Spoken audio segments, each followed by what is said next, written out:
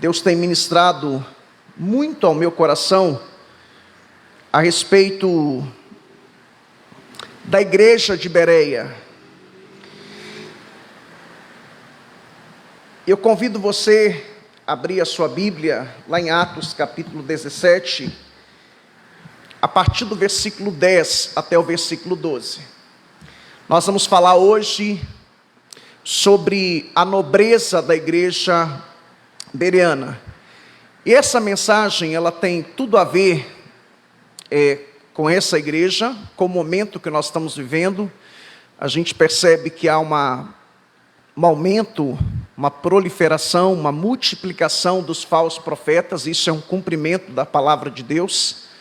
A Bíblia diz que um dos sinais da vinda do Senhor Jesus seria o aumento, a multiplicação, a proliferação de falsos profetas.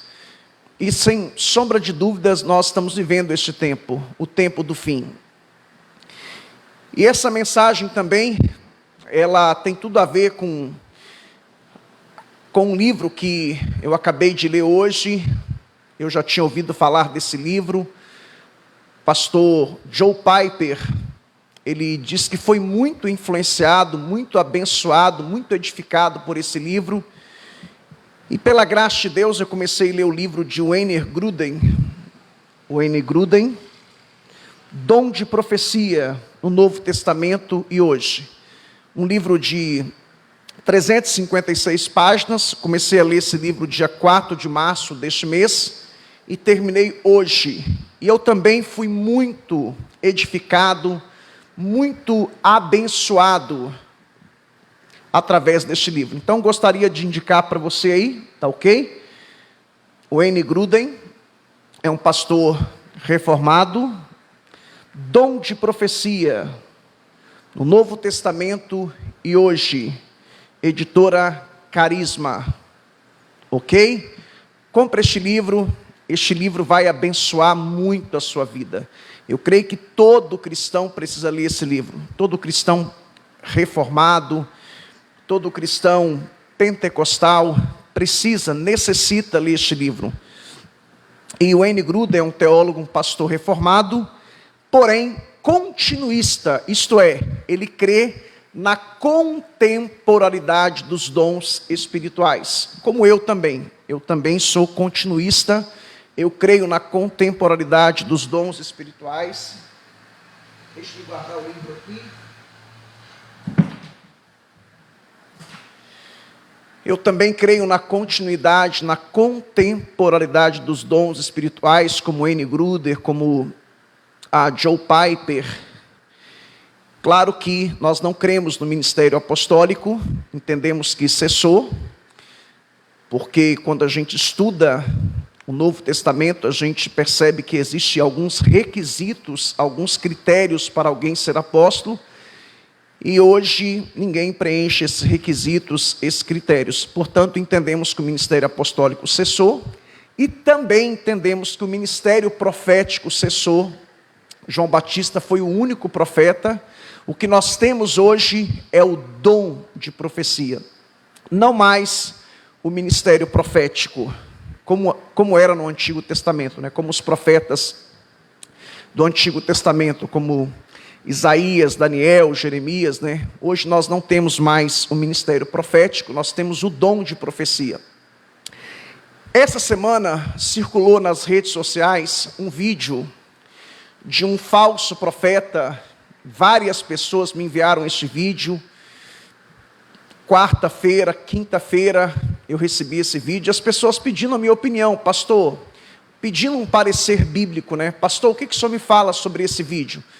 Esse vídeo é de um falso profeta. Ele diz que no dia 30 agora, segundo a profecia dele, irá acontecer coisas catastróficas, calamidades, enfim. E ele dá algumas orientações ali. Ele fala que tem que ungir as casas. E ele pega um texto do Antigo Testamento, né, mas dentro de um outro contexto que não se aplica no Novo Testamento, não há base bíblica não há suporte bíblico, não há fundamentação bíblica para se ungir coisas ou objetos no Novo Testamento. A única exceção que a Bíblia abre para ungir no Novo Testamento é aquela exceção que está lá em Tiago, no caso dos enfermos, e mesmo assim tem que ser os pastores da igreja, tem que ser os presbíteros. A gente sabe que presbítero, pastor e bispo são sinônimos, são termos intercambiáveis.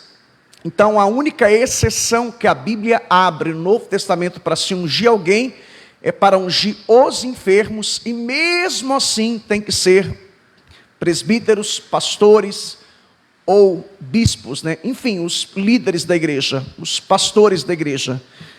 Então, muitas pessoas com boas intenções, crentes piedosos, irmãos de Deus, e diante dessa pandemia, né, as pessoas estão com receio, com medo.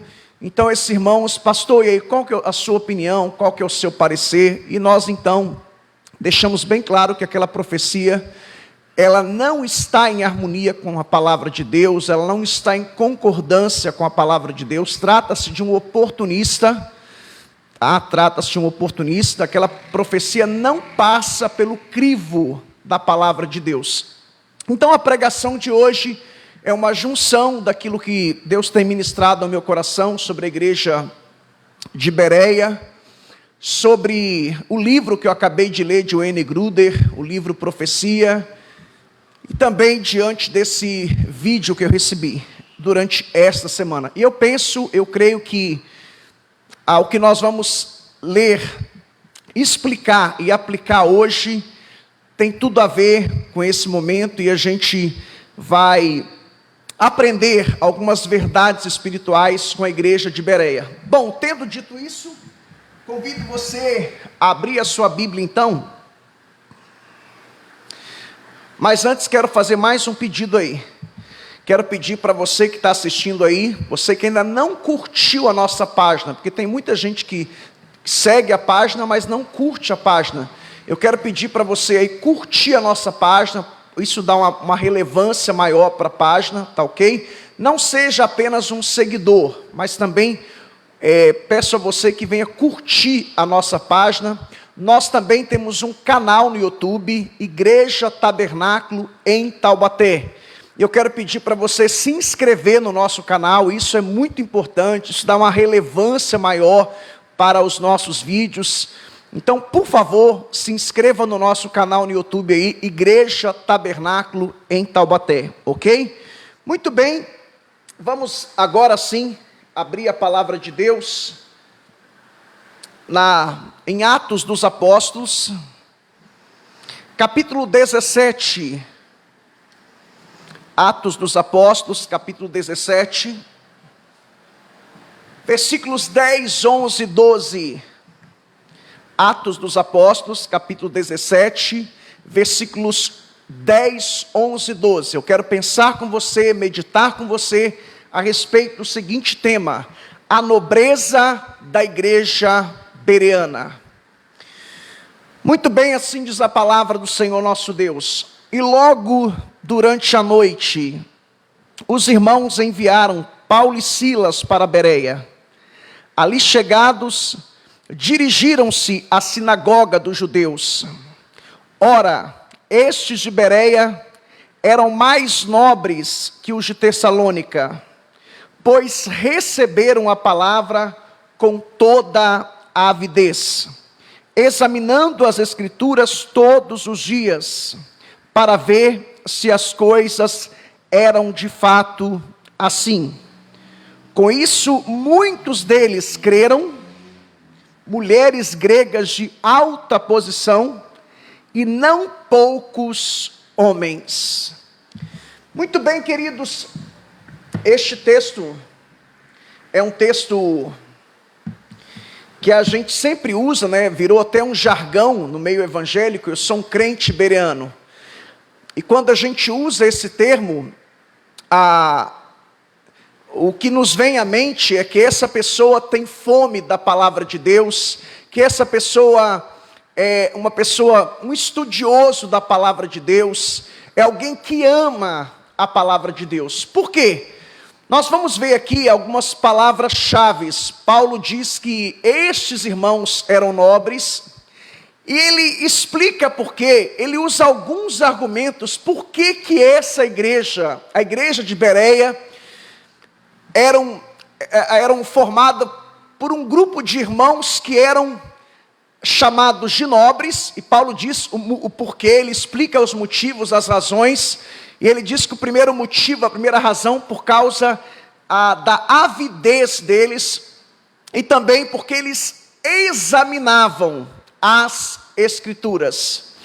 É muito importante dizer nessa noite que a igreja de Bereia, ela foi fundada por Paulo e Silas. Silas era o seu companheiro, e Timóteo não estava presente nessa viagem, possivelmente foi enviado para uma outra cidade. Essa igreja foi fundada por ocasião da segunda viagem missionária, quando Paulo estabeleceu igrejas na região da Macedônia, região esta que corresponde à parte norte da Grécia, correspondia naquela época à parte norte da Grécia, e Paulo estabeleceu igrejas na cidade de Filipos, Tessalônica e Bereia. Paulo tinha sido expulso de Tessalônica, e os irmãos então enviaram Paulo e Silas durante a noite. Eles fizeram a viagem de Tessalônica a Bereia, a aproximadamente 75 a 80 quilômetros, e quando eles chegam em Bereia, Bereia era uma das cidades mais importantes da Macedônia. Quando eles chegam em Bereia, na cidade de Bereia, eles vão para uma sinagoga.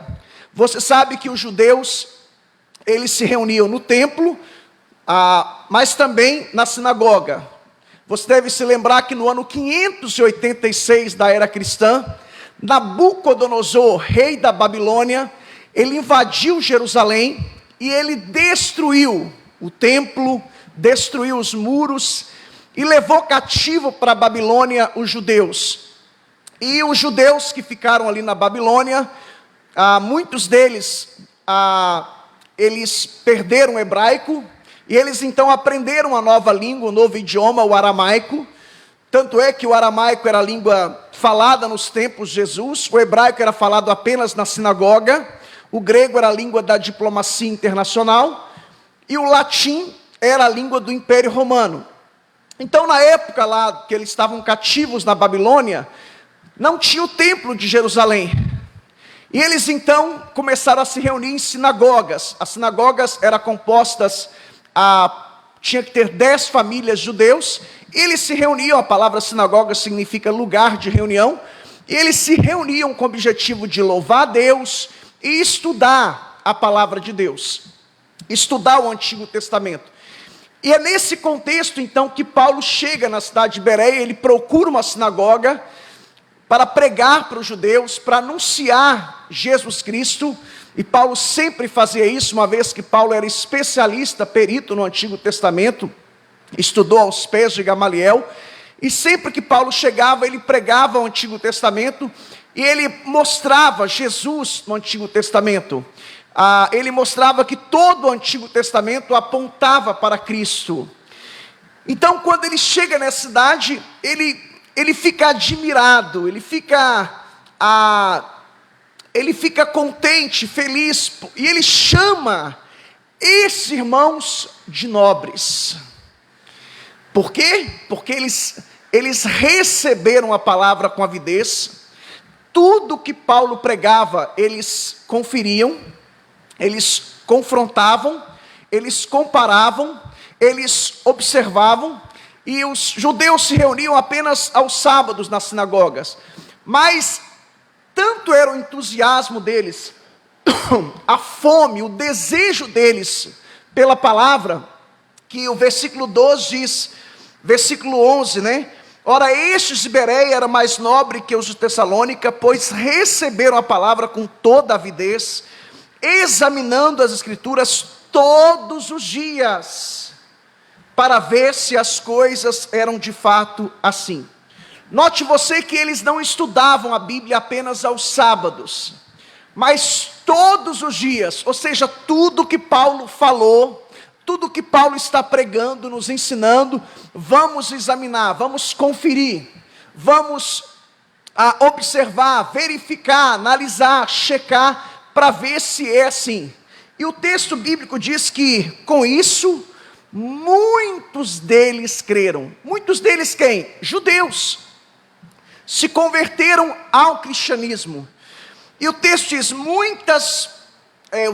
mulheres gregas de alta posição, e não poucos homens. Você sabe que, quando você lê na Bíblia, a palavra prosélito significa um gentio que se converteu ao judaísmo. E prosélitos, quem eram os gentios? Gregos, romanos, povos que não eram judeus.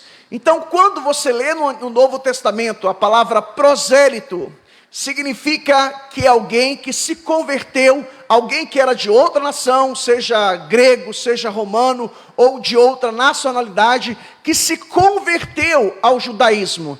Então essas mulheres gregas aqui, estes homens, eles eram possivelmente prosélitos. Quando você lê no Novo Testamento, por exemplo, Cornélio, ele não era judeu, ele não era um prosélito, e o texto diz que ele era temente a Deus.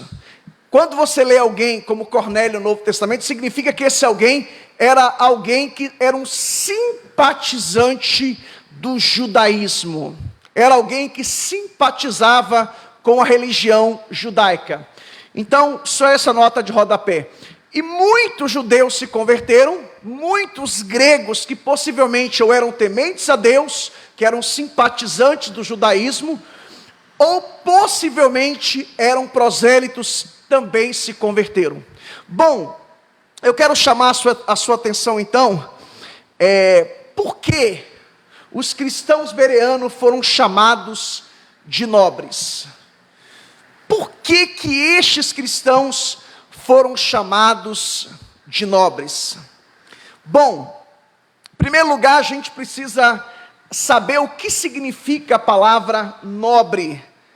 E para a gente dar um significado mais preciso do que significa a palavra nobre, é importante que pensemos no período da Idade Média, que começou no ano 476 depois de Cristo, 476 da era cristã, isto é, depois de Cristo, e foi até 1453. E você sabe que nesse período, nós tínhamos 3 classes de pessoas. Nós tínhamos os nobres, o clero e os camponeses. O clero, os sacerdotes. É um período que a Igreja Católica, ela tinha o domínio, o controle total. Então o clero era da classe alta. Nós tínhamos os nobres. Os nobres eram pessoas ligadas aos reis, ao Senado, eram famílias, eram gente, num contexto, usando um termo mais simples, eram gente que nasceu num berço de ouro, ou era ligado, ou era parente, um rei, fazia parte da família real, ou, no caso, o império era ligado ao império, eram pessoas ligadas ao Senado, enfim, a elite de um país, de uma nação. E nós tínhamos os camponeses, que eram pessoas simples, humildes, pessoas do campo. Muitos deles eram iletrados, indoutos, incultos, analfabetos, propriamente dito. E Paulo aqui, ele usa uma palavra que no grego é a palavra nobre, no sentido de alguém que faz parte da família real. Note vocês, irmãos, que Paulo chama de nobres pessoas que eram apaixonadas, pessoas que tinham fome da palavra de Deus, pessoas que se dedicavam à palavra de Deus, pessoas que conferiam a pregação, irmãos, de Paulo. Eles não estavam conferindo a pregação de um pregador comum, normal, um anônimo. Eles estavam checando, conferindo a pregação do maior apóstolo do cristianismo, talvez, daquele que formatou as doutrinas do cristianismo, do maior teólogo. do maior plantador de igrejas, daquele que escreveu nada menos, nada mais do que 13 cartas do Novo Testamento. Então, Paulo chama esses irmãos de nobres, um título da nobreza. Por quê? Porque Paulo diz que eles receberam a palavra com avidez. E aqui está o primeiro ponto, irmãos. Eles receberam a palavra com avidez. O que significa a palavra avidez? Na língua grega significa zelo, significa entusiasmo. Eles receberam a palavra com zelo, receberam a palavra com entusiasmo, ou seja, empolgados, animados, motivados, com inclinação. É a ideia de se inclinar para ouvir, é a ideia de ter humildade para ouvir, é a ideia de estar aberto a novas ideias, é a ideia de que eu não sou o dono da verdade, não sou o dono da razão, é a ideia de que se eu estiver errado, me corrija por favor, mas me mostre com argumentos sólidos que eu estou errado, e com disposição de mente. Irmãos, é isso que nós precisamos, irmãos. Nós precisamos, como os irmãos da igreja de Bereia, de ter fome da palavra de Deus. Quantos cristãos nunca sequer leram a Bíblia, sequer uma vez na vida? Recentemente, um pastor Carlos Augusto Vailate, ele postou nas suas redes sociais que mais de 50% dos pastores brasileiros nunca sequer leram a Bíblia uma vez. Isso é uma vergonha, como diz Boris Casoy, isto é uma vergonha. Há países comunistas aí, irmãos, que esses cristãos dariam tudo para ler a Bíblia. Há países comunistas que, para um cristão ler a Bíblia, ele tem que anotar o nome numa agenda, e ele tem que esperar dias, semanas ou até meses. E não é para ler a Bíblia, é para ler um trecho, uma perícope, um bloco, uma sessão, ou um versículo só. No Brasil nós temos acesso às melhores Bíblias de estudo, Bíblias com comentários bíblicos, Bíblias com notas de rodapé. E mesmo assim, irmãos, a gente não valoriza a palavra de Deus. A Bíblia, ela é a palavra de Deus, a inerrante, a infalível. Ela é a palavra de Deus. Ela é a palavra de Deus. Então, irmãos, precisamos valorizar a palavra de Deus. Sabe, irmãos, muitas vezes a gente percebe também que as pessoas não valorizam a pregação ou o ensino da palavra de Deus, e dão muito mais valor a uma palestra motivacional. Há pessoas que pagam aí, dependendo do palestrante, as pessoas chegam a pagar 100, 200, 300 reais, ou até mais, ou um pouco menos, para ouvir uma palestra motivacional, uma palestra de 1 hora, uma palestra de 1h10, 1h20, 1h30. E quantas pessoas não dão valor, ou não valoriza a pregação da palavra de Deus, a exposição bíblica? E deixe-me aproveitar essa oportunidade e dizer algo muito importante sobre pregação, sobre Bíblia, sobre palavra de Deus. Pregação não é uma palestra motivacional. Pregação não é uma aula que um professor ministra em uma escola, seja ensino fundamental, ensino médio, seja em uma faculdade, seja em um curso de pós-graduação, mestrado, doutorado, pós-doutorado. Pregação é muito mais do que uma palestra, é muito mais do que uma aula. porque aquela aula ela vai atingir apenas o seu intelecto. Uma palestra motivacional ela vai atingir o seu emocional. Mas uma pregação, não.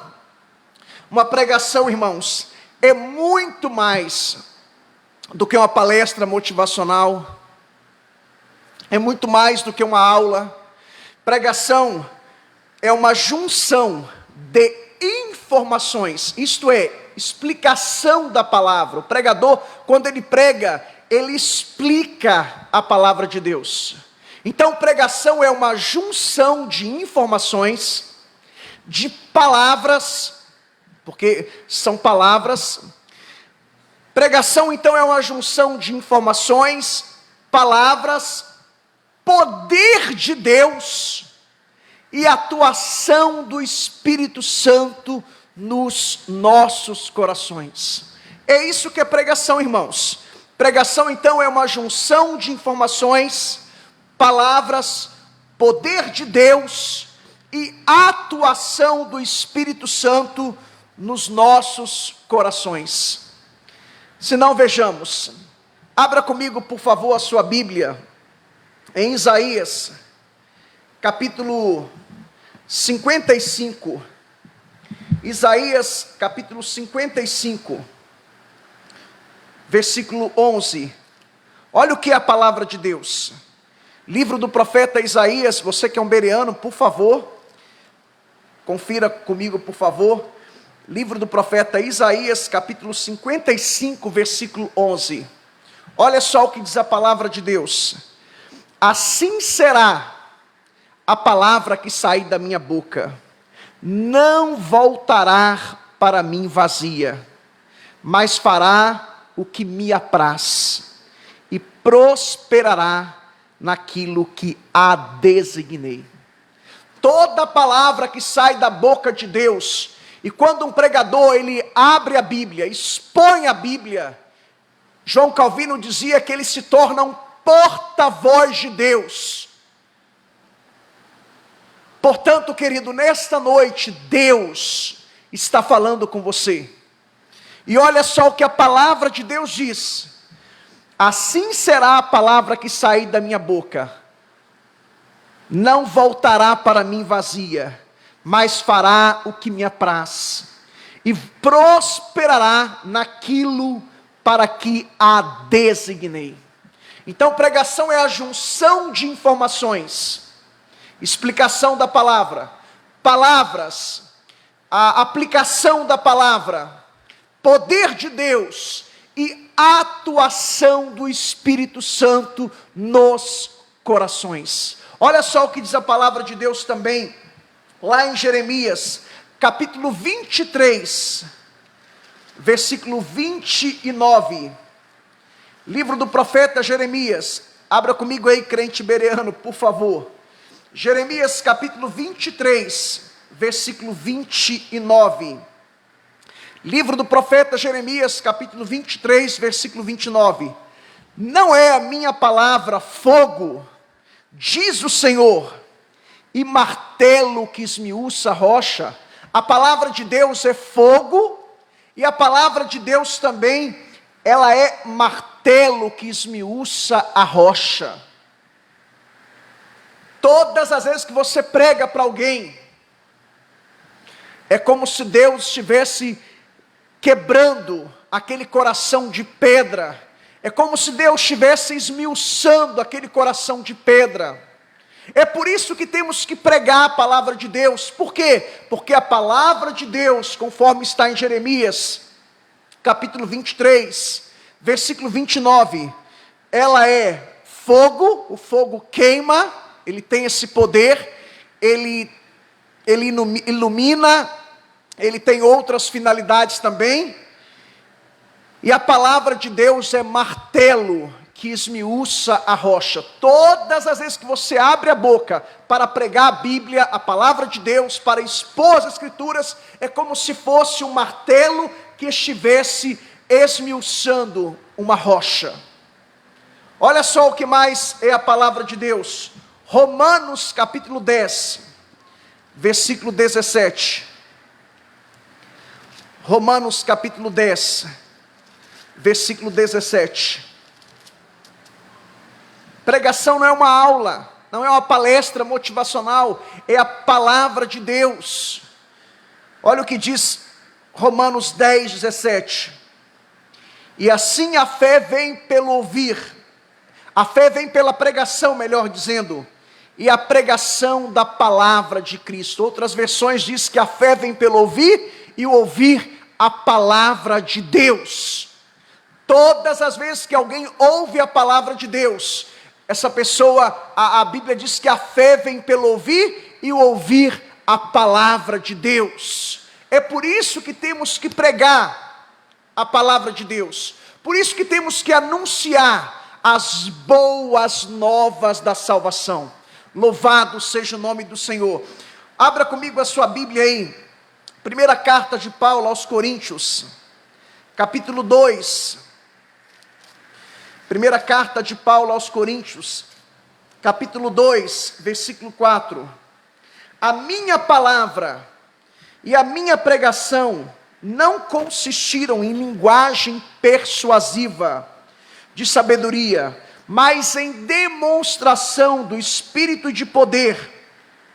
Então a palavra de Deus, Paulo não chegou em Corinto, que era uma das cidades mais importantes da Grécia, e você sabe que a Grécia era a cidade dos filósofos, Sócrates, Platão, Aristóteles, Péricles e outros mais, e os gregos valorizavam muito conhecimento, os judeus valorizavam milagres. Paulo não chegou na Grécia com palavras de sabedoria humana, até porque se ele quisesse, ele tinha totais condições para isso. Era um rabino, era poliglota, era da cidade de Tarso, uma das cidades onde tinha uma grande faculdade com vários cursos de literatura e outros mais. Paulo era um homem muito culto, muito inteligente, muito versátil, era filósofo também. Então Paulo poderia chegar na cidade de Corinto com argumentos humanos, argumentos filosóficos, mas ele diz: olha, a minha palavra, a minha pregação não consiste em sabedoria humana, mas em demonstração do Espírito e do poder de Deus. É isso que é pregação, irmãos. Pregação é atuação do Espírito Santo, é demonstração do poder, é uma junção de palavras, uma junção de informações, poder de Deus e atuação do Espírito Santo nos corações.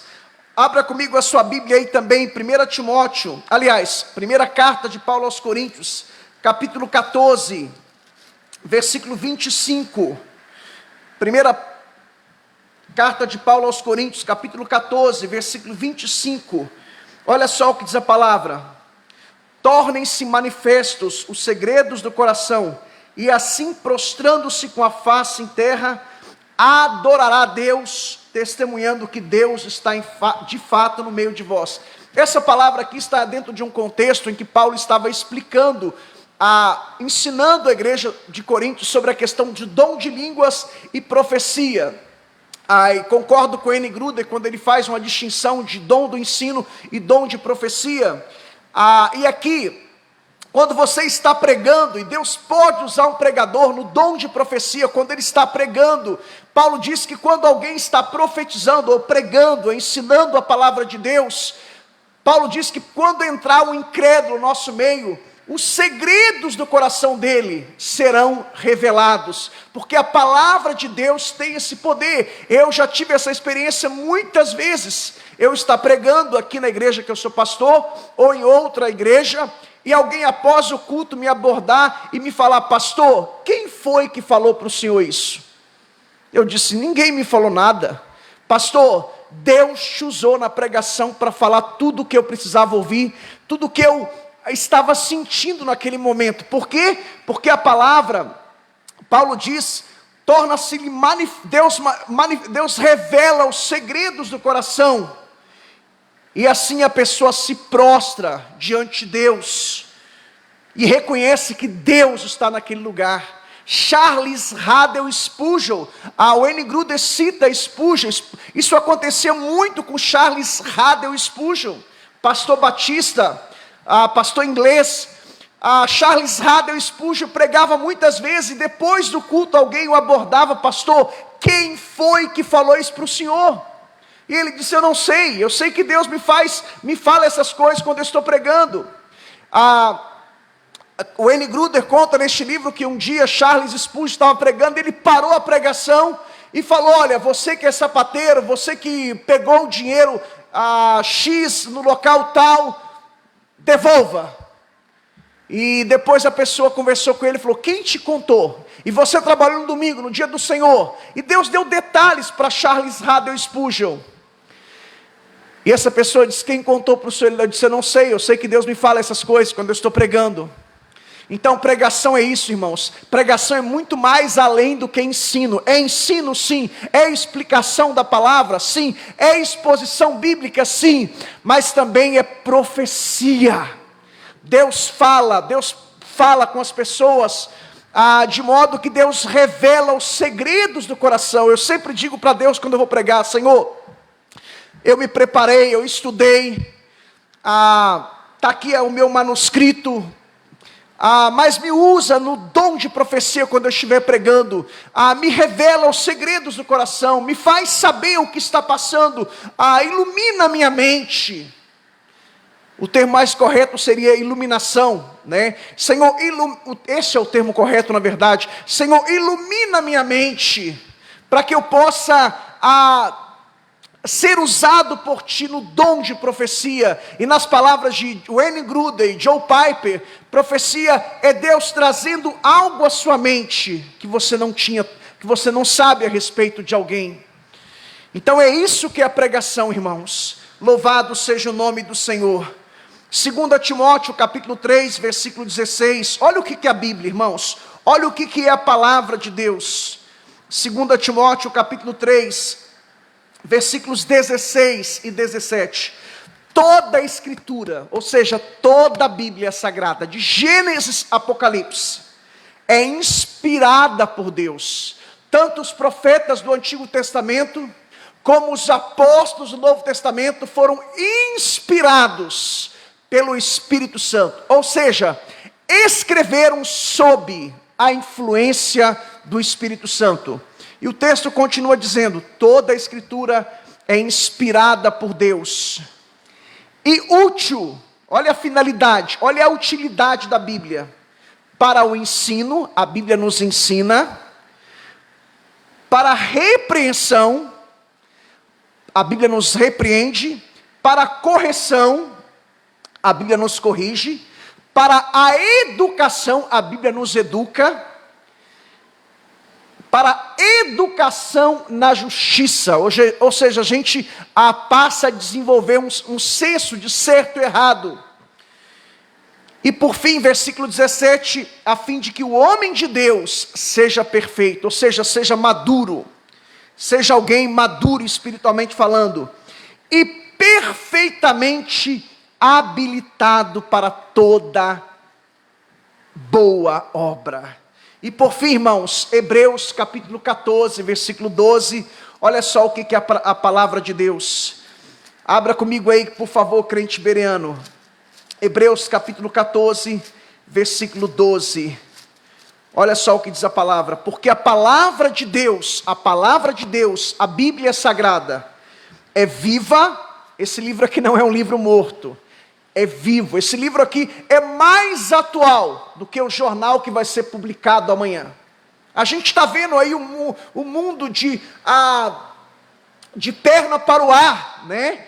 Mas tudo que está acontecendo hoje está escrito aqui nesse livro. Tudo. Porque este livro é um livro vivo, é a palavra de Deus.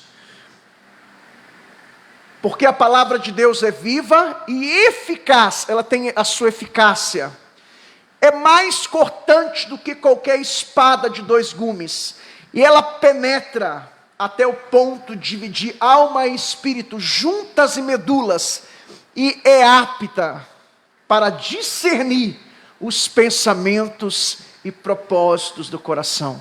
Olha o verso 13: e não há criatura que não seja manifesta na sua presença, Pelo contrário, todas as coisas estão descobertas e patentes aos olhos daquele a quem temos de prestar contas. Louvado seja o nome do Senhor, irmãos, pela palavra de Deus. Eles receberam a palavra de Deus com avidez, com entusiasmo, com zelo, com inclinação, com mente, com disposição de mente, isto é, mente aberta. Por quê? Porque Paulo estava expondo as Escrituras. E como Paulo estava pregando para judeus, você sabe que o Novo Testamento ainda estava em composição, estava em formação. O canon do Novo Testamento só foi fechado mesmo naqueles concílios, concílio de Niceia 3:25, concílio de Éfeso 381, concílio de Cartago 397, aí foi a consumação, o canon do Novo Testamento foi fechado. Canon do Novo Testamento, a palavra canon, a palavra grega que significa régua de medir, ou vara de medir, significa critérios, ou crivo, e foram 4 ou 5 critérios que eles usaram. Um deles é que tinha que ser um apóstolo, alguém ligado à rede apostólica. Por exemplo, Lucas não era um apóstolo, mas era ligado a Paulo. Por exemplo, Marcos não era um apóstolo, mas era discípulo de Pedro. E tinha outros critérios, como não poderia haver incoerência doutrinária, tinha que haver uma harmonia plena, tinha que ter as cartas, os evangelhos tinham que ser universal, não podia circular só em um local, em uma região, tinha que circular em todas as províncias, ou seja, em todas as igrejas, províncias, Jerusalém, a Antioquia da Síria, Éfeso, Alexandria, Roma, enfim, não só no mundo grego, mas também no mundo romano. E tinha mais 1 ou 2 critérios que eu não consigo me lembrar aqui agora, eram 4 ou 5 critérios. Meus irmãos, isto é a palavra de Deus. A gente tem que receber a palavra de Deus com entusiasmo. Quando você lê a Bíblia, leia com entusiasmo, mesmo que você não entenda, fale: Espírito Santo me ilumina. Compre um comentário bíblico, compre bíblias de estudo. Hoje tem até aplicativo de hebraico e grego no celular. Eu tenho um aplicativo de hebraico e grego aqui no meu tablet, a concordância de James Strong, que era um teólogo do século XIX, um teólogo metodista que demorou, me parece que 30 ou 40, de 30 a 40 anos, para traduzir a Bíblia para o inglês, do hebraico para o inglês, o Antigo Testamento, o grego para o inglês. Ele pegava palavra por palavra, ele era especialista em hebraico e grego. A gente tem esse aplicativo aqui, alguém demorou mais de 30 anos, você compra esse aplicativo, eu comprei há 1 ou 2 anos atrás, por R$90, está no meu tablet. Eu tinha no meu celular, mas perdi, infelizmente, troquei o celular, acabei perdendo. Mas vou baixar no meu celular também.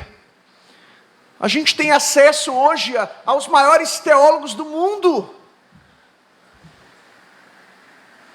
Louvado seja o nome do Senhor. Tenha desejo, tenha fome pela palavra de Deus. Valorize a palavra de Deus. A Bíblia é a palavra de Deus. Receba a palavra de Deus com entusiasmo, com zelo, com mente aberta.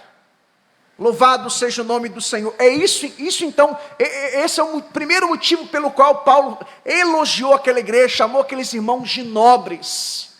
Primeiro motivo, primeira razão, porque eles recebiam a palavra com avidez. Terceiro ponto aqui, o primeiro, eles eram chamados de nobres. Segundo, eles recebiam a palavra com avidez. E o terceiro motivo, irmãos, Paulo diz que eles receberam a palavra, não somente com avidez, mas também examinando as Escrituras. Olha o que a Bíblia diz. Volte comigo lá para Atos, capítulo 17. Olha o que Paulo diz, olha o que a palavra de Deus diz. Estes de Bereia eram mais nobres que os de Tessalônica, pois receberam a palavra com avidez, toda avidez, examinando as Escrituras todos os dias, para ver se as coisas eram de fato assim. Sabe qual que é o grande problema da igreja brasileira hoje? É que tudo que o pastor fala, a pessoa assina embaixo. Ah, pastor, mas eu não posso discordar dele. Por que você não pode discordar? Por que você não pode conferir? Por que você não pode confrontar? Não é o que a Bíblia ensina. Seu pastor, ele pode ser um grande homem de Deus, mas ele é passivo de erro. Ele é passivo de erro, então você tem que conferir. Paulo pregando, ele elogia, chama aqueles irmãos de nobres, por quê? Porque tudo que Paulo pregava, eles conferiam. Deixe-me ver, Paulo pregava o Antigo Testamento, como disse, era para judeus. Paulo citava lá, Jeremias, capítulo tal, versículo tal. Vamos ver, Paulo.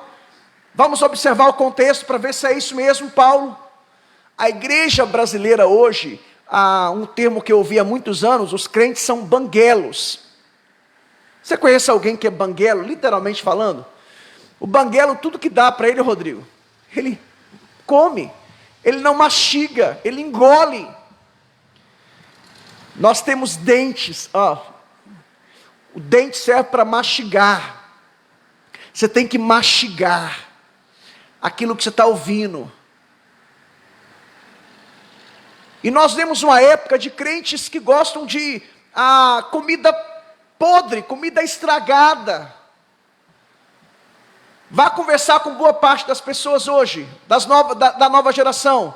Eles querem frituras, gorduras, não querem comida saudável no sentido literal. São poucos que gostam de comida saudável, verdura, legumes, frutas. Olha, muitos cristãos hoje, eles querem a teologia do coach, teologia da prosperidade, teologia da libertação. Eles querem que massageie o ego deles, que fale o que eles querem ouvir. E é uma geração de crentes banguelos. Tudo que dá, engole, aceita tudo. Olha as igrejas neopentecostais, como estão hiperlotadas. O que você vê nessas igrejas? Falsos ensinos, falsos profetas. Gente falsificando a mensagem de Jesus. Você vê lá a judaização da igreja. Você vê sincretismo religioso. Você vê teologia da prosperidade. Você vê teologia do coach. Eles aceitam tudo, engolem tudo. Ah, pastor, não posso tocar no meu pastor, não posso falar dele. A Bíblia diz, pastor, que a gente não deve tocar nos ungidos do Senhor. Não é isso que muitos dizem? Muitos dizem isso. A Bíblia diz, pastor, que nós não podemos, não toqueis nos meus ungidos. Irmãos, quando a Bíblia diz, não toqueis nos meus ungidos, isso é num contexto em que, é claro que é um eufemismo, tá? É uma forma de Deus dizer, não mate os meus reis, não mate os meus profetas. Pergunta você, tem algum rei hoje? Tem algum profeta hoje? Não existe mais ministério profético, existe o dom de profecia. Portanto, essa palavra não se aplica nos dias atuais, não se aplica no Novo Testamento. Não toqueis os meus ungidos, nem fale dos meus profetas. É um eufemismo para Deus dizer, não mate os meus profetas, não mate os meus reis. É isso, irmãos. Nenhum pastor, ninguém tem foro privilegiado. Não tem a máxima da Constituição, que todos são iguais diante da Constituição? Todos são iguais diante da Bíblia. Era um dos pilares, um dos lemas da Reforma Protestante. A igreja medieval fazia uma distinção de clero e leigo. Lutero, Calvino, os reformadores disseram, não, em Cristo não há clero e leigo. Todos são iguais, é o sacerdócio universal. Portanto, nenhum cristão, nenhum pastor tem foro privilegiado, irmãos. Todos são iguais diante de Deus. O que existe são funções diferentes no corpo de Cristo, no reino de Deus. Não é porque eu sou um pastor, eu sou superior a um membro, ou um diácono, ou um presbítero. Isso não existe. Não existe essa questão de superioridade ou inferioridade. É uma questão de funcionalidade. Todos têm o mesmo valor, a mesma importância, porém, funções diferentes. Aqui, essa igreja, eles examinavam. A palavra examinar no grego é um exame criterioso. Peraí, Paulo pregou isso, ensinou isso. Vamos examinar, vamos conferir, vamos checar, vamos ver se é isso mesmo que o texto diz. Vamos observar o contexto. É um exame criterioso, ou minucioso, ou seja, detalhado. É julgar na língua grega. A palavra examinar aqui é julgar. Peraí, vamos julgar. Isso está errado, meu irmão. Você está equivocado. Você está ensinando besteira. Não é isso que o texto diz. Não é isso que o contexto está sugerindo. Você está equivocado. Você está dando bola fora. É isso que a palavra examinar na língua grega. E eles examinavam tudo que Paulo pregava. A palavra examinar também significa avaliar. Vamos avaliar. Significa investigar. Vamos fazer uma investigação. Significa também verificar. Significa analisar e questionar. Quer ser um crente bereano?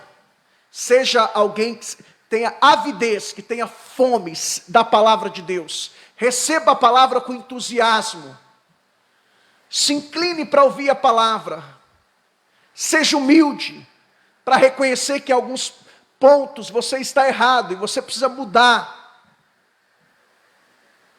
E receba a palavra não só com avidez, mas examinando as Escrituras. Confira, cheque, analise.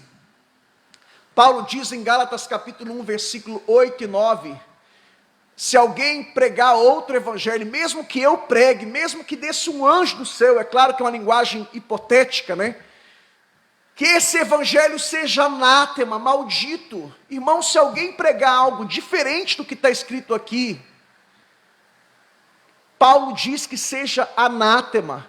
Paulo diz mesmo que desça um anjo do céu e pregue outro evangelho que seja anátema. Paulo diz mesmo que eu pregue outro evangelho, como disse, é uma linguagem hipotética, é apenas uma hipótese. Isso jamais iria acontecer. Que seja anátema, maldito, condenado. Fiquemos com a palavra.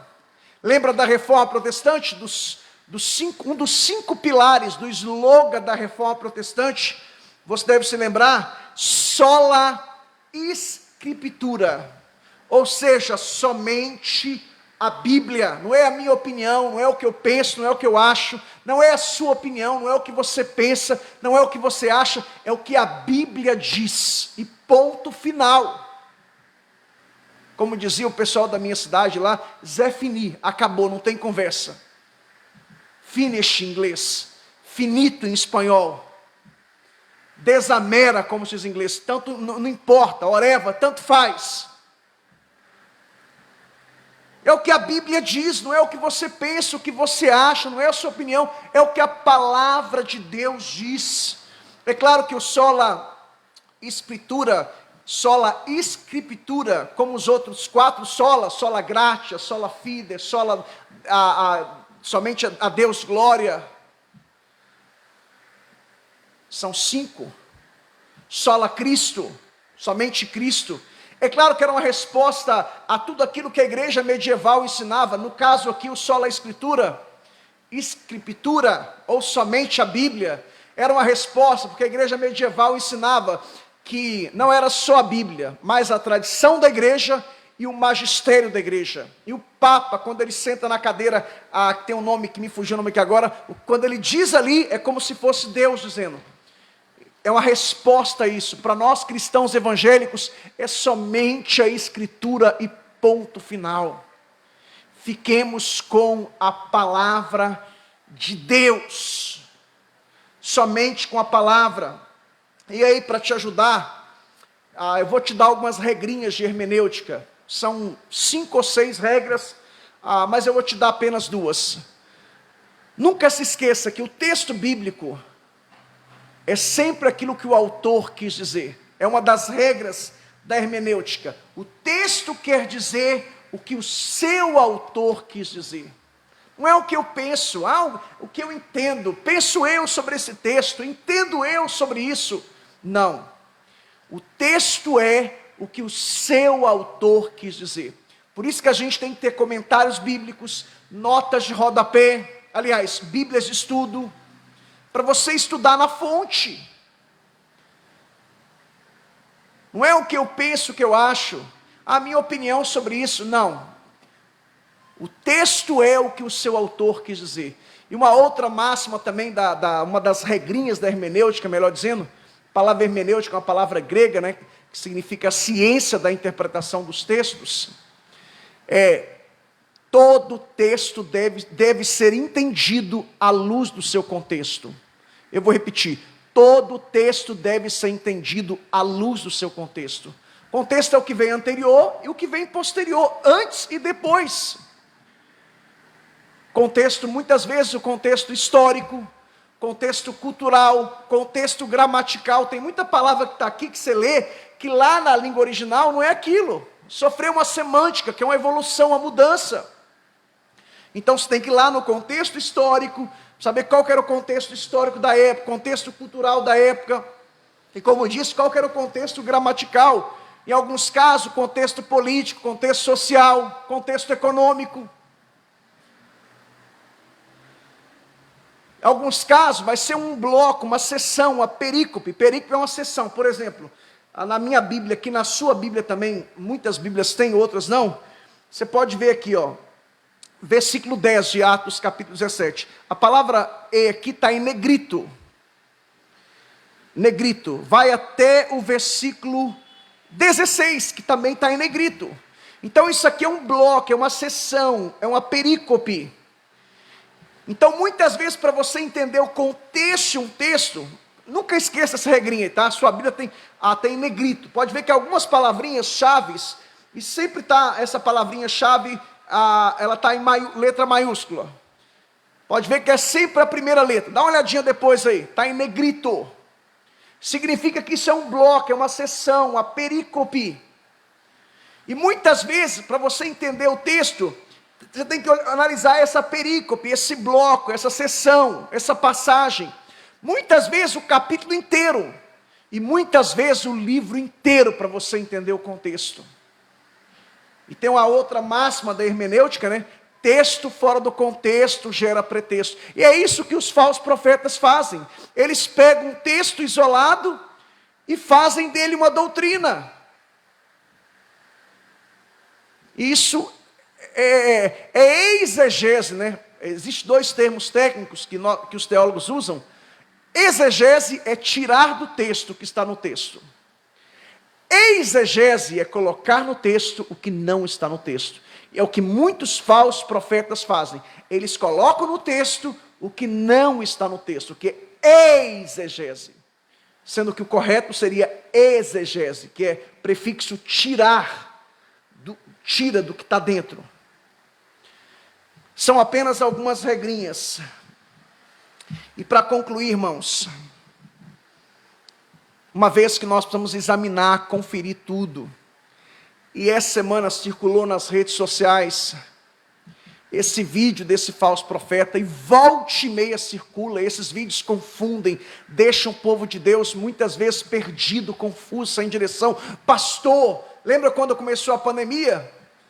Nossa, toda hora alguém me mandava um vídeo. Olha, pastor, o que esse cara falou? Olha o que esse cara disse. Eu disse, é falso profeta, não está em harmonia com a Bíblia. Não só gente da minha igreja, mas de outras denominações, gente de outras partes aqui do Vale do Paraíba, de outras partes, a gente de Minas, dos Estados Unidos, de onde eu pastoreei também. Pastor, olha aqui que eu recebi, o que o senhor acha, o que o senhor pensa, o que a Bíblia diz sobre isso? Então, irmãos, uma vez mais quero lhe pedir para você comprar este livro, por favor. Compre este livro. Procure aqui em Taubaté, se você mora aqui, a Livraria Betel. Procure o meu amigo, irmão em Cristo, membro da nossa igreja, Bruno Malaquias. Chega lá, fala, indicação do pastor Fabiano Elias. Wayne Gruder, dom de profecia no Novo Testamento e hoje. 356 páginas.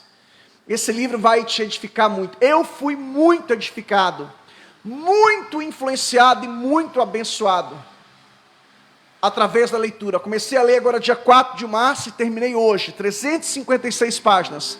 Esse livro vai abençoar muito a sua vida. E aí quando alguém chegar para você, eis que te digo, assim diz o Senhor, você fala, epa, espera aí. Ou como diz o mineiro, espera aí. Primeiro que no Novo Testamento isso não é legítimo, não tem essa coisa de eis que te digo, ou assim diz o Senhor. Isso era somente no Antigo Testamento. Você não vai encontrar ninguém no Novo Testamento dizendo assim diz o Senhor, ou veio a minha palavra do Senhor, ou eis que te digo. Você não vai encontrar ninguém no Novo Testamento. Essa expressão, ela não é legítima no Novo Testamento, apenas no Antigo Testamento. Isaías, Jeremias, Daniel, os profetas maiores, profetas menores, eles sim, eles tinham autorização para dizer, assim diz o Senhor, veio a minha palavra do Senhor. E os apóstolos do Novo Testamento escreveram o Novo Testamento sob a influência, a influência do Espírito Santo. O mesmo Espírito de Deus que agiu nos profetas do Antigo Testamento, agiu nos profetas para escrever o Novo Testamento. Então, por favor, compre este livro. Você não tem noção, você não tem ideia do tanto que você vai ser edificado e abençoado lendo este livro. Deixe-me guardar o livro. E deixe-me tomar um pouco d'água.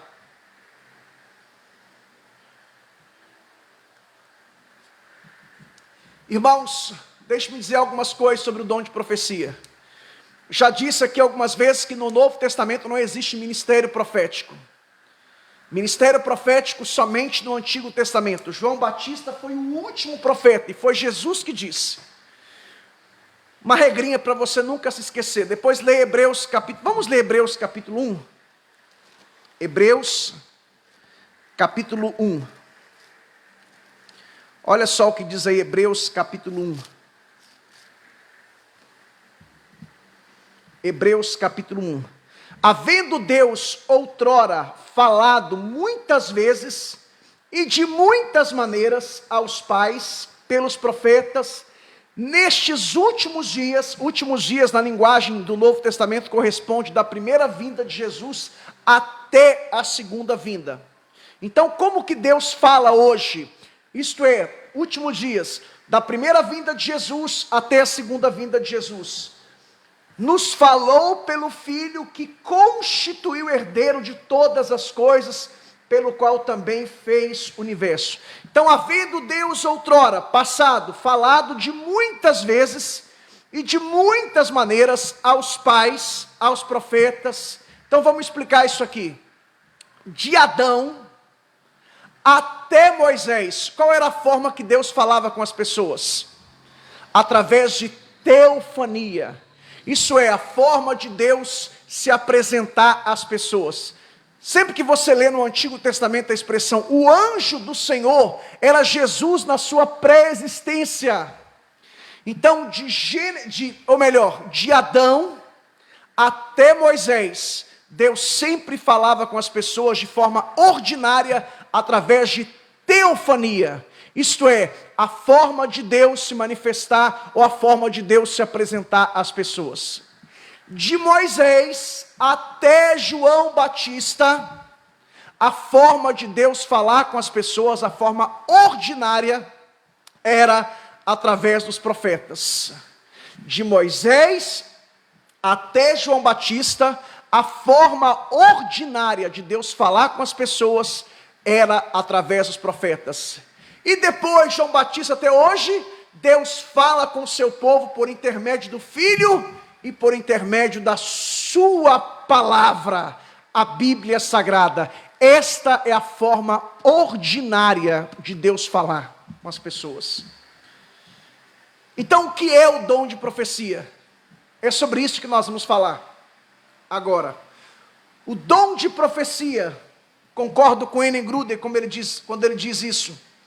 O dom de profecia dos cristãos do Novo Testamento não tinha a mesma autoridade que as Escrituras Sagradas. Então, o dom de profecia hoje, ele não tem a mesma autoridade da Bíblia, ele não é autoritativo, uma linguagem que os teólogos usam. Você pode ver várias passagens. Quer ver um exemplo? Atos capítulo 21, versículo 4. Durante muito tempo eu tive dificuldade de entender essa passagem, mas algum tempo atrás Deus me ensinou essa passagem, e lendo o livro de N. Gruden, aí ficou muito mais claro. Atos capítulo 21, versículo 4. Neste texto, lemos, melhor dizendo, sobre os discípulos na cidade de Tiro. Abre aspas. Por meio do Espírito, disseram a Paulo que não fosse a Jerusalém. Fecha aspas. Isso está em Atos capítulo 21, versículo 4, quando Paulo se encontrou com os discípulos da cidade de Tiro, e eles disseram para Paulo, por meio do Espírito, que não fosse a Jerusalém. Pergunta a você, Paulo foi a Jerusalém? Sim ou não? Paulo desobedeceu a profecia. Paulo foi a Jerusalém, e a profecia era para Paulo não ir a Jerusalém.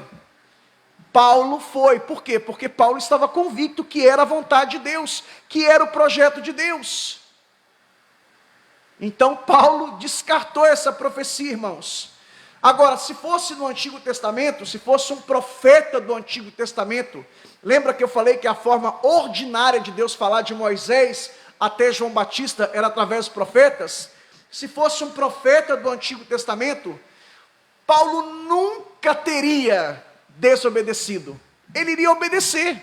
Mas o Novo Testamento, todos nós cristãos temos o Espírito Santo. O Espírito Santo mora, reside dentro de nós. Que negócio é esse? Alguém que diz que tem o dom de profecias, alguém que diz que tem o dom de profecia, falar algo para você e Deus já falou outra coisa ao seu coração, ou seja, Deus ministrou ao seu coração outra coisa. É incoerente.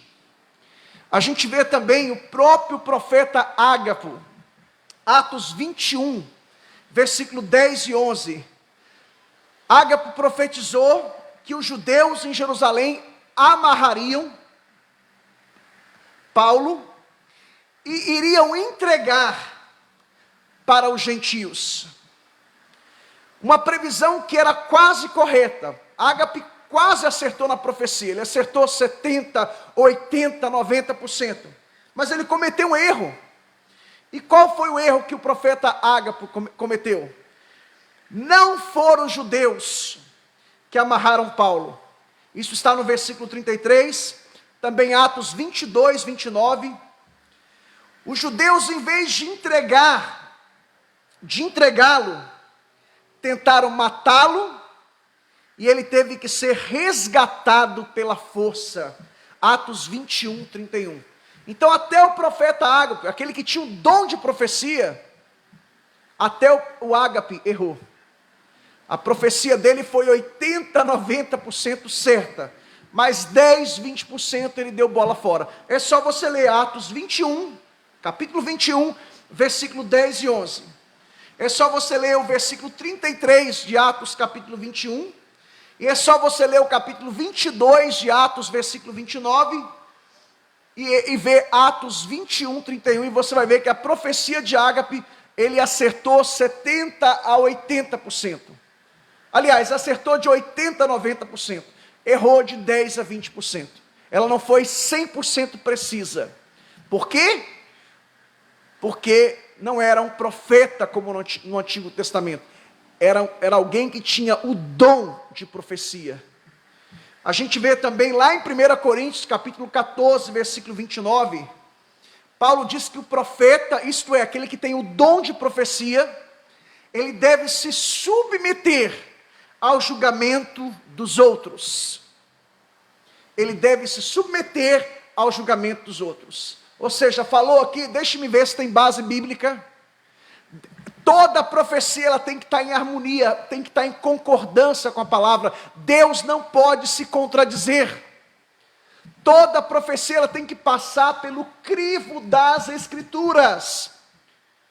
ela não é autoritativa, ela não é palavra de Deus como os profetas faziam no Antigo Testamento, os profetas de Moisés a Malaquias, que diziam: assim diz o Senhor, veio a minha palavra do Senhor.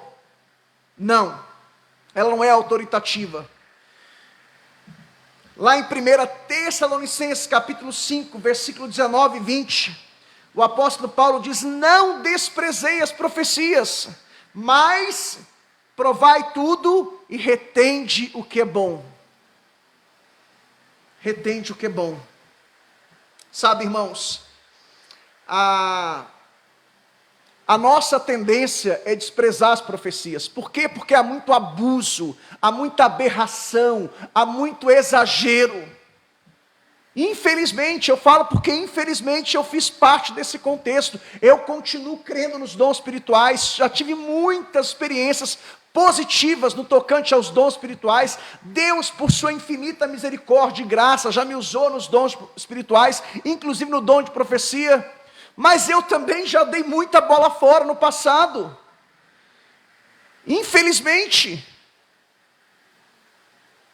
E a gente vê hoje muitos abusos, muitos excessos, muitas aberrações, e por causa disso muita gente está desprezando. E Paulo diz aqui: não despreze as profecias, é um dom. Agora, examina tudo, é a ideia aqui de reter o que é bom.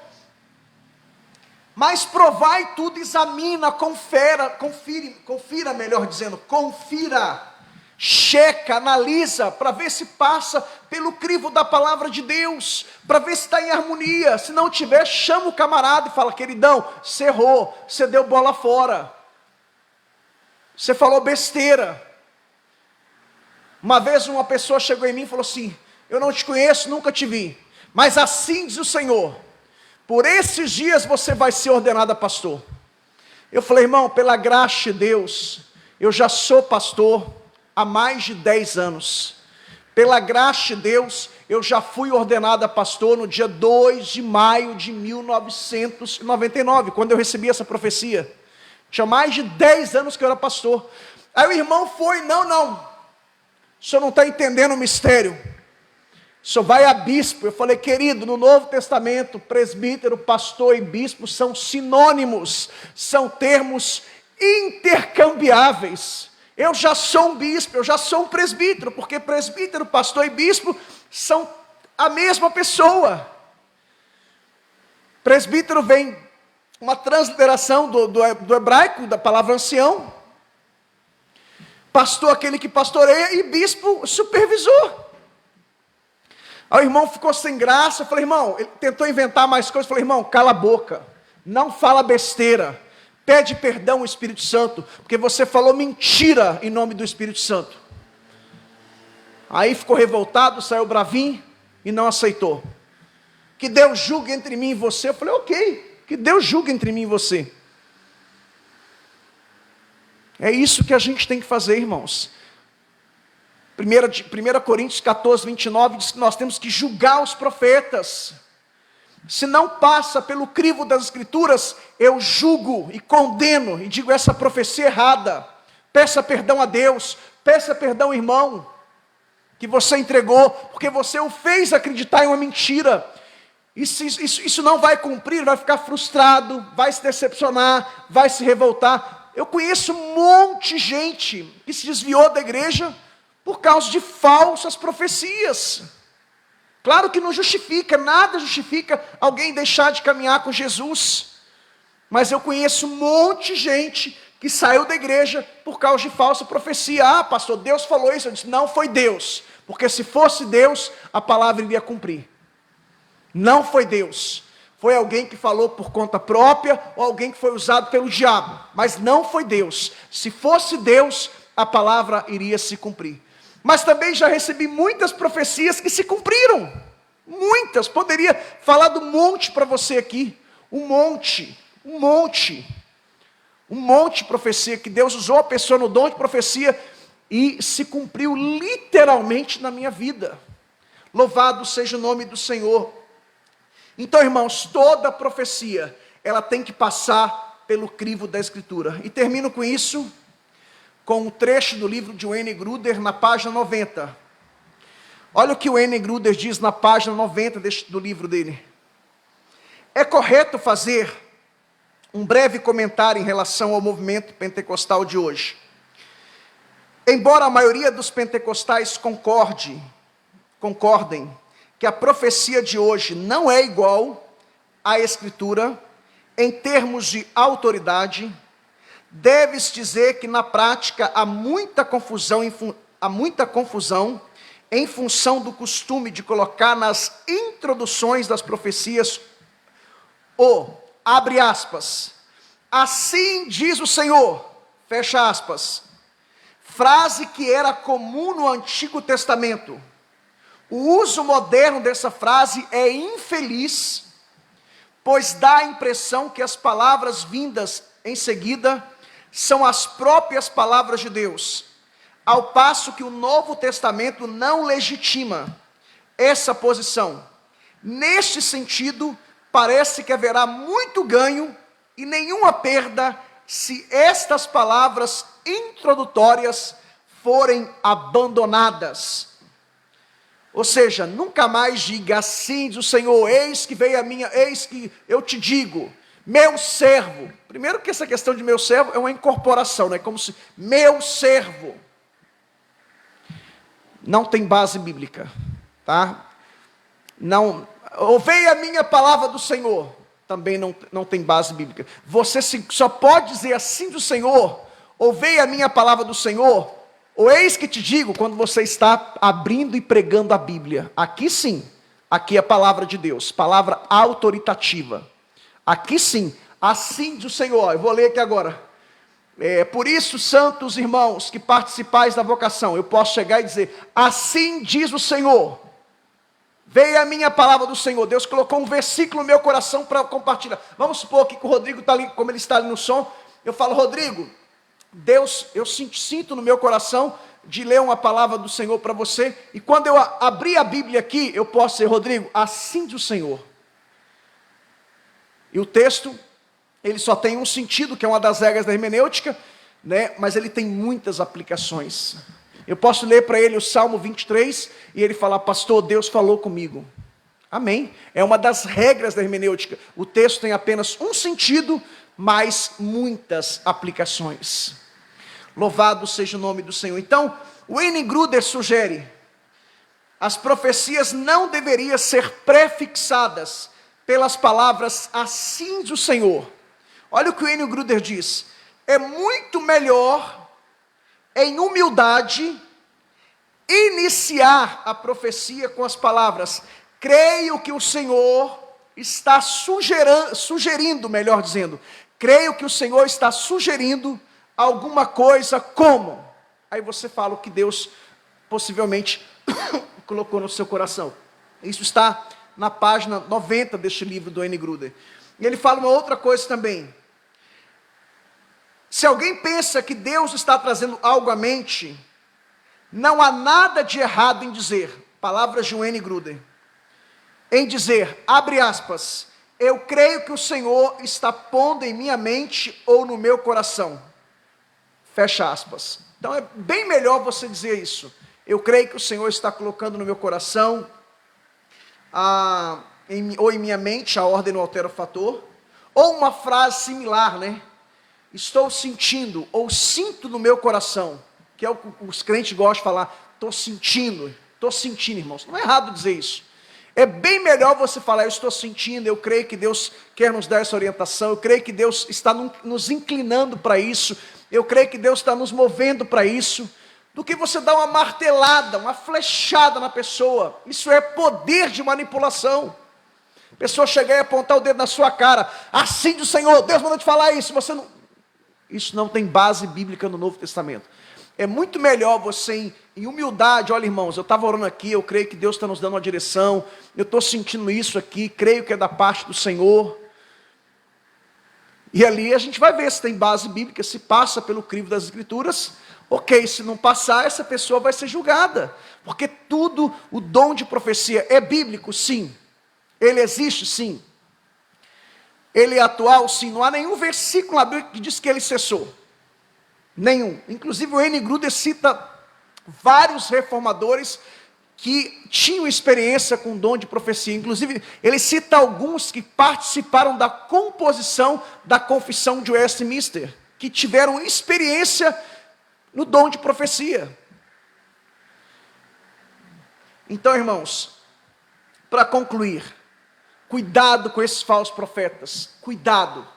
Toda profecia precisa passar pelo crivo da palavra de Deus. As profecias precisam ser confrontadas e comparadas com as Escrituras. Se não bate, se não tem harmonia, não tem concordância, deleta, desconsidera, joga fora, joga no lixo. E se não se cumpriu, não foi Deus que falou. Ok? Se cumpriu, foi Deus. Eu queria orar com você agora. Eu sinto no meu coração, creio que seja da parte de Deus, e orar por você. Amém? Inclina a sua cabeça, feche seus olhos e vamos orar.